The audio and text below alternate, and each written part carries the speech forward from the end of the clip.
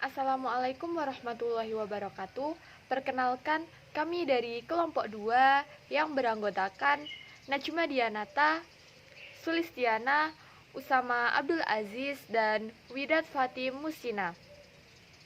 Di video kali ini kami akan menyampaikan materi mengenai tahap penyusunan karya tulis ilmiah. Jangan lupa simak videonya sampai akhir ya. Langsung saja, untuk poin pertama akan disampaikan oleh rekan saya. Oke, langsung saja. Pengertian karya ilmiah atau karya tulis ilmiah.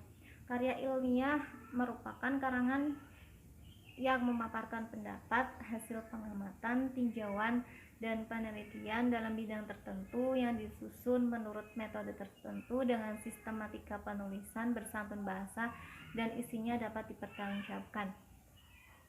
Ada banyak ahli yang mendefinisikan mengenai karya tulis ilmiah. Salah satunya menurut Eko Susilo. Menurut Eko Susilo, karya ilmiah atau karya tulis ilmiah adalah karangan atau tulisan yang didapat sesuai dengan sifat perkembangannya dan keilmuannya dan didasari oleh hasil pengamatan, pemantauan, penelitian dalam bidang tertentu secara sistematika penulisan yang kebenarannya dapat dipertanggungjawabkan. Nah, dari pengertian tersebut dapat disimpulkan bahwa karya tulis ilmiah adalah laporan tertulis yang diterbitkan untuk mengungkapkan hasil penelitian atau pengkajian yang dilakukan oleh seseorang atau tim dengan memenuhi kaidah serta etika keilmuan yang ditaati oleh masyarakat keilmuan. Nah, selanjutnya ada sistematika atau tahap penyusunan karya ilmiah. Yang pertama ada penentuan topik dan perumusan judul, kemudian ada pembuatan kerangka atau outline, kemudian ada pengumpulan bahan-bahan penulisan, kemudian ada pengorganisasian dan pengongsepan, dan yang terakhir ada penulisan dan penyuntingan. Mungkin itu saja yang dapat saya sampaikan. Untuk penjelasan selanjutnya akan disampaikan oleh teman saya. Untuk selanjutnya kita akan membahas tentang struktur karya ilmiah. Bagian awal karya ilmiah. Bagian awal karya ilmiah merupakan bagian awal penulisan sebelum masuk pada isi karya ilmiah. Biasanya yang pertama itu terdapat halaman sampul depan. Halaman sampul depan mencakup judul karya ilmiah, tulisan skripsi, tujuan karya ilmiah, lambang upaya, identitas penulis, jurusan, program studi, dan penutup. Judul karya ilmiah dibuat dengan huruf Times New Roman ukuran 14 dan tulisan skripsi dibuat dengan huruf Times New Roman ukuran 13. Untuk selanjutnya yaitu halaman judul. Halaman judul karya ilmiah berisi tulisan yang sama dengan halaman sampul, namun dicetak di atas kertas HVS A4.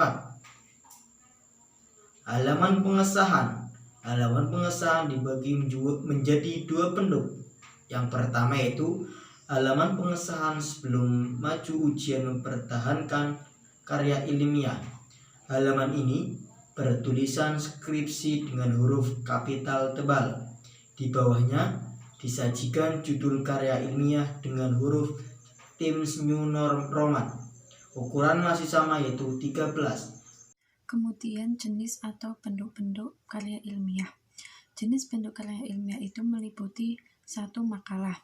Makalah yaitu karya ilmiah yang memuat pemikiran tentang suatu masalah disertai analisis yang logis dan objektif. Secara umum, tujuan penulisan makalah adalah untuk mengepentingkan penyajian hal penelitian atau gagasan pemikiran dalam suatu diskusi. Makalah dapat merupakan hasil pembahasan buku atau hasil suatu pengamatan.